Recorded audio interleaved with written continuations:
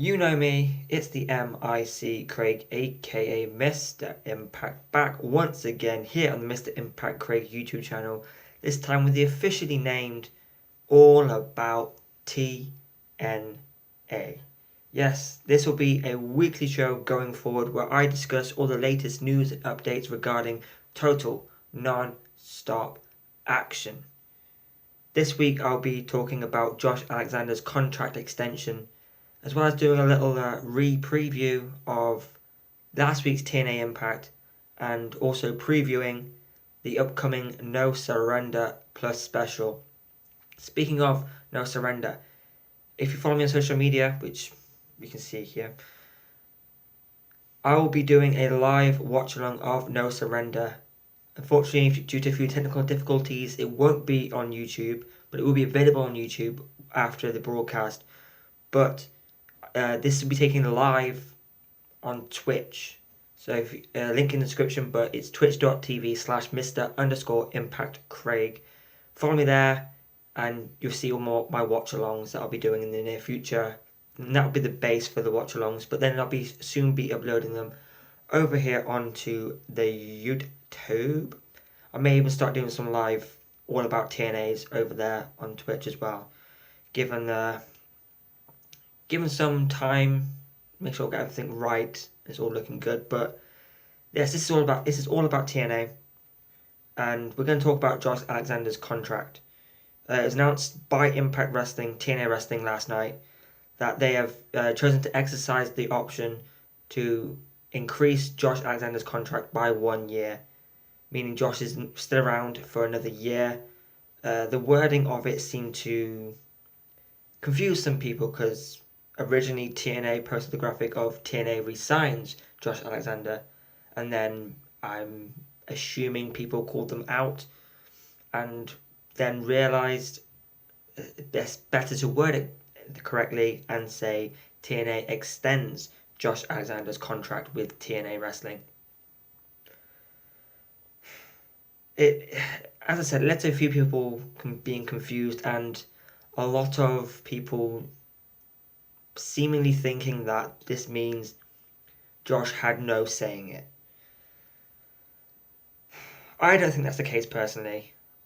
Yes, it's TNA's right to extend the contract if they want to, but I don't know.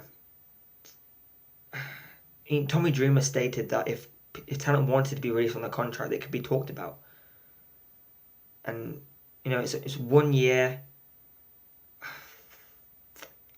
I really don't know what to make of this. I hope it's Josh was fine with the contract being extended. Jade Chung, Josh's wife, seemed to be quite positive about it on social media. Josh gave an interview, giving his comments on it, saying that TNA have chosen to extend his contract, meaning he's got a lot to prove and a lot of hard work to put in to get TNA back to where it once was. I do think that Josh is happy that the TNA have extended his contract. But again, this is all my opinion, obviously. I have no clue what's going on, what's happening with TNA Wrestling. Obviously, over the last couple of days, most recently, the majority of the TNA roster posted the hourglass emoji. Surely that can't mean all those people are leaving, right? I mean, Josh posted it, and his contract's been extended. Like, that can't be a mass exodus of TNA Wrestling roster, surely. Like, particularly when you have Masha Slamovich and Chris Bay all promoting No Surrender coming up, and promoting Vegas, promoting all sorts. I don't think this means what people think it means. I know it's been a bit strange since Scott D'Amore left. No one really sure what's going on with TNA Wrestling. But you've got to give it a chance. And if you don't want to give it a chance, stop watching. I don't know how many times people have to say this. You have a choice not to watch this stuff. I don't want to get into a rant about it, but it's really beginning to piss me off. If people want to stop watching TNA because they don't like what's going on, then stop watching. But it's management, it's not the talent.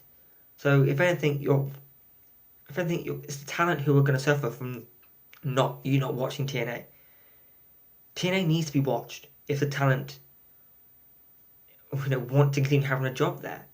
If people aren't watching, then people are going to stop watching TNA, and TNA is going to go away, isn't it? Like, I really don't want to get too ranty about this, but I'm seeing a lot of About TNA again. Like, yes, I get it. It's beyond ridiculous that Scott D'Amore's gone, and Anthem. Yeah, Anthem. Just Anthem, but come on. TNA wrestling needs people to watch it, and if obviously it's currently what they're showing on TV is still from Scott D'Amore, but from NoSurrender it will be the new era of Anthem, the new ownership, the new president of TNA, the whole thing. Give it a chance. It's still the same talent. Not sure who's in charge of creative because it's rumored to be Tommy Dreamer, but Tommy Dreamer's stating that he isn't in charge of booking creative. But the names are still there. The names people who've been booking this show, well not booking, but producing this show, they're still there. They haven't gone. Give it a chance, people. I don't know what else I can say. TNA wrestling needs people to watch it. If you don't want to watch it, then stop. Don't be bitching about it online. Like, I know that's what people do on social media now, but I've said it so many times, and yeah, if you don't have to listen, obviously. I don't, you have to listen to me. But if anyone has earned the benefit of the doubt when it comes to their booking, when it comes to their decision making, it's TNA wrestling. So just let it be. In terms of the contracts, Josh is there for a year. So maybe if he didn't want to stick around, then this is that year for Anthem to prove that it's not what people are saying it's going to be. Not how people are reacting online to it. This is the chance to prove it. And if they can keep a top star like Josh, then just give it a chance. If Josh is willing to give it a chance, then maybe we should too. I certainly will. Scott D'Amore being gone sucks. I'm not even going to sugarcoat it. It's shit. But if this is Anthem's time to prove that it's still the same company, they do need to start investing. If the rumors are true about that, then they need to start investing. But I guess I'll have to wait and see on that front. Just give it a chance. Like, TNA's gone through so many different management changes over the years. Yeah, we thought we found the right trajectory when it comes to TNA wrestling with Scott D'Amore at the helm. But just give it a chance, people. Just give it a chance. Because you never know what is going to happen. TNA wrestling, they do such a great job. Yes, you can complain about, well, basically people complain about the PCO and Con match coming with NoSurrender. That's fine. If you want to complain about it. But I personally think it should be good. Obviously, it's not going to be, Macklin versus Josh. It's not going to be fucking Daniels versus AJ Styles, is it? But if you accept it for what it's going to be, it should be very, very good. Connor's been really, really good in terms of just being a monster, just beating people up. He's done that very well. Again, this is all my opinion, and I know people like to shit on what they didn't like, what they don't like, but you have to give it a chance. If you don't give it a chance, then just don't watch it. How many times it has to be said, I don't know. But if you don't like something, the option is there for you to not like it. But I really don't know what else can be said. But anyway, that's rant over. I know you didn't tune in for a rant, but... So now let's just go on and let's take it back to the preview. Let's talk about TNA Impact from last week. We had, opening up, we had Jake Something taking on Frankie Kazarian. Again, a very good match. Jake Something is a reason they brought him back. And if they keep pushing Jake Something on the path they're pushing him on, let's go. I'm here for it. Kazarian, referring to himself as the king of TNA. I wasn't expecting a heel turn from Kazarian, but I'm here for it. I like this a lot. And, Frankie... yeah. Yeah, Kazarian getting the roll up. I'm cool. Let's do it. But all in all, a very, very good match. I like these two together. More Jake Something, more Kazarian as the heel. Also, you've got the Eric Young watching on. Eric Young speaking to this week on TNA. Whenever you watch this, he's asked Kazarian to meet him in the ring. Let's see what unfolds here. I don't know if there's going to be a match at NoSurrender. I hope not, considering the preview's coming up very, very soon of this. But yes, Kazarian defeating Jake Something, very good. So if you're looking, I'm looking at my notes. So yeah, Jordan Grace defeats Savannah Evans. Okay match. Don't know what's coming next for Savannah Evans, considering Giselle Shaw fired her, and really fired her. Used the X from the Ultimate X. Well, first laid out Jordan Grace, and then laid out Savannah. Shawn Taraj is done. Don't know what's happening next with Jay Rydell and Savannah Evans. Hopefully something good comes for Savannah. She hasn't really done much singles, if any singles. It's all been involved with other people. So let's see what Savannah can do. And obviously this is all setting up for Jordan versus Giselle at NoSurrender, which we'll get into in a little bit. Ash by Elegance is making a debut this week on TNA Wrestling. No win with the opponent, but I imagine it'll be a fairly short match, probably against a local talent. I'll have to wait and see on that one. At Alan Angels with the sound check backstage with Simon Gotch.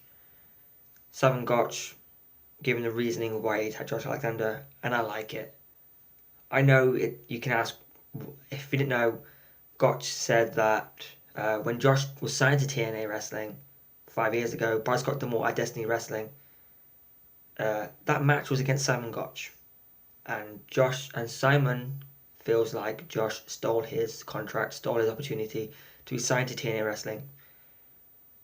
I'm here for it. I like that reasoning. Yes, you can say whatever you want about it, but I, for one, I'm assuming a few people did as well, forgot that it was Gotch who had that match with Josh. And yes, you can question why it took him 5 years to do anything about it, but hey, I like it. And I know people are shitting on the match at NoSurrender, but I'm into it. Gotch has his debut, second debut in TNA tonight, tomorrow, uh, Thursday on Impact. There, it's just easy to say that. Timing's a bit confusing, but I'm here for it. We had match 2 in the best of 3 series for the TNA Tag Team Championships between the A, B, C, and the G, Y, V. ABC tie it up. It was a great match. Fantastic tag team match. TNA and the best of 3 series just work. I can go back to, of course, Beer Money, LAX, Beer Money, and everyone else, AMW. But just best of 3 series, it's so good. I like them. When it was announced that they were going to have a best of 3 series between the ABC and the GYV, I was just into it. ABC tie it up 1-1. Great storytelling with Ace not being able to use his shoulder that much. GYV targeting the shoulder. Zach Gibson calling the ABC underdogs. I was just here for it. I thought it was fantastic. The rubber match, the third and final match, takes place at NoSurrender, which I'll get into in a bit more. But soon to be recognised. So that's a quality tag team title match, although technically not a tag team title match, but yeah. We had a little segment from Dirty Dango, Oleg Prudius, and Alpha Bravo. I like these segments for Dango, where he just lays into him a bit. Dango and Prudius issue an open challenge to any tag team, any up and coming tag team from any wrestling school we have, and I like this. I like Dango. I like Prudius. It works. I can't deny that it works. I like Will Ostrich, and Speedball Mike Alexander was definitely 5 stars. That was just great. I like this stuff. Dango, but I like it. I know, right? I know this isn't what everyone wants in a review, but I genuinely do like it. Mustafa Ali has another video. Vows to renew and revitalise the X Division by dethroning Chris Sabin. And again, I like it. Mustafa Ali betting on himself. I'm here for it. We all know how talented he is. And now he's betting on himself to show everyone what he's capable of. And I like it. I do. I know this is a boring review, but I like it. I really can't fault it. Finished off with a segment backstage with a few people, but mainly focusing around the good hands and the X Division champion Chris Sabin. Chris Sabin losing it a little bit. The buttons being pushed by Hotch and Skylar.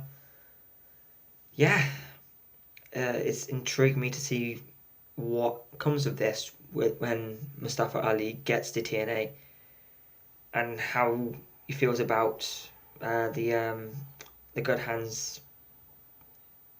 In Ali we trust, and I certainly do. Although I love Sabin, as you know, I'm here for this. Yeah, great stuff. Then we had a Digital Media Championship match. Crazy Steve, excuse me. Should have sorted this out earlier.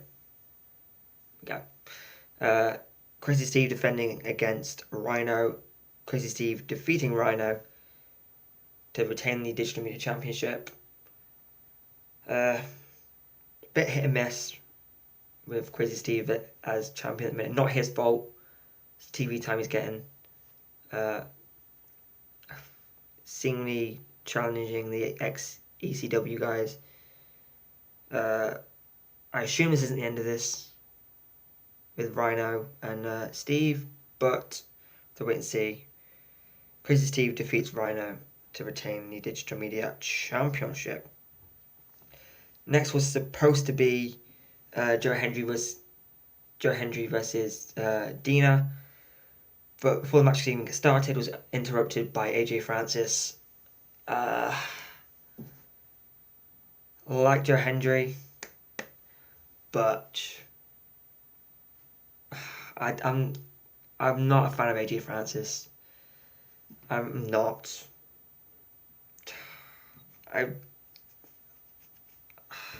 Nah, it was entertaining with the exchange of tracks. I mean, Joe Hendry using to Get Ready to Fly. Just incredible. Joe Hendry is just so good. The Get Ready to... oh no. You are... Is it you are banned from diving? Yeah. Just... I love it. I love Joe Hendry, but yeah, AJ Francis chokeslammed Joe Hendry again, leading to probably going to lead to a match. I'm guessing not at No Surrender, considering the timing. Maybe they announce it this week. I hope not, because it's just going to be a pain in the ass.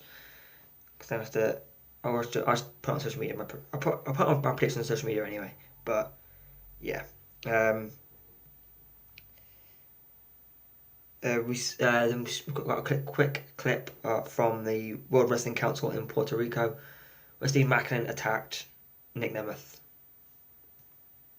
Again, I'm into this feud. I like Nick Nemeth, always have. Macklin's great. This could be a really good feud. Let's see how it progresses. Whilst that was being shown, and then backstage we had a segment between the Rascals and Speedball Mountain, and Trent Seven challenges Zachary Wentz for this week. Trent Seven having his first match in TNA, because obviously his last match was Impact Wrestling, technically, in a tag team match with Mike Bailey. Excited for this feud. I don't know how it's going to go. Will they do the Rascals versus Speedball Mountain match at No Surrender? Will they wait for a 6-man tag at Rebellion? More to follow on this one, I guess. But I do like it. That should be my catchphrase. I do like it. I like it a lot. Yeah. Next up, we had Killer Kelly defeat versus Danny Luna with Jody Threat and Marshall Slamovich at ringside. Danny Luna defeats Killer Kelly, and again, I'm liking this feud between the two. I like Danny Luna a lot. She's a talent and someone to keep an eye on for the future. Jody Threat getting a bit more in terms of her character stuff, because when she first came in, she was treated like they're gonna do something good. Having her win all the matches, having her go on a winning streak before losing to Deonna Purrazzo. So hopefully in the tag team division, because we do need more in the tag team division. Danny Luna and Jody Threat in the tag team division, potentially building the next challengers for whoever wins at No Surrender. I'm into it. Let's go, and I can see I can see Luna and Threat being tag team champions very soon. Of course, after the match, MK Ultra attacked Luna and Threat, but were saved by tag team champions Decay to obviously build further to the No Surrender match. And then main event, fantastic main event, as we knew it would. Moose, the TNA World Champion, defeats Kushida in a match where everyone was banned from ringside. Quality match. Like, Moose's selling is exceptional, and he made he and Kushida made each other look so good, even though they don't need it because they look good in every match. But Moose vs Kushida was fantastic, and I was here for every little bit of it. Uh, just, yeah, like this. Uh,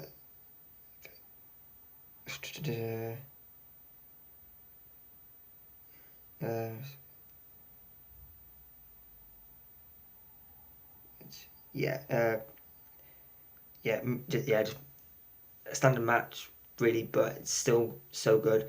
And I wouldn't be against the feud of Kushida and Moose, but of course, as we know, at NoSurrender,